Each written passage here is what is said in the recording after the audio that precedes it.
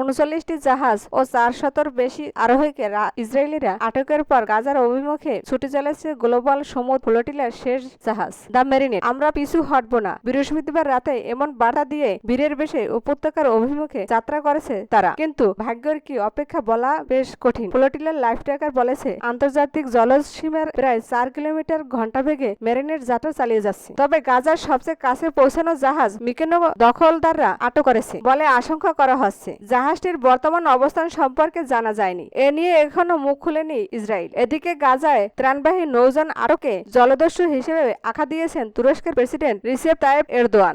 Israeli প্রধানমন্ত্রী Benjamin নেতানিয়াহুর শান্তি একেবারে সহ্য করতে পারেন না। গ্লোবাল সমুদ্র ফ্লোটিলা আবারও বিশ্ববাসীর সামনে গাজার নির্মমতা ও ইসরায়েলের বর্বর চেহারা তুলে ধরেছে। আমরা ফিলিস্তিনি ভাই বোনদের পাশে থাকব। যুদ্ধবিরতি নিশ্চিত ও শান্তি ফিরিয়ে আনতে আমরা আমাদের সর্বোচ্চ চেষ্টা চালাবো।